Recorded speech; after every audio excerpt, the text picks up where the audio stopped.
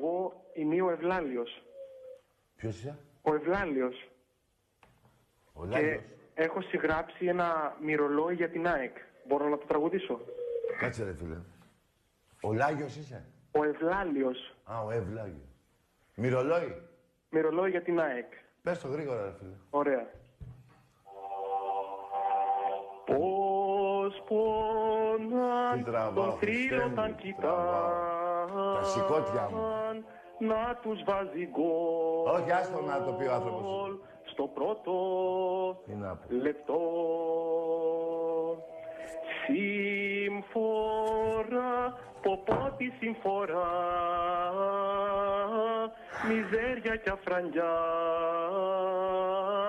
της ΑΕΚ, τα παιδιά. Σε έχει χτυπήσει η μαλακία.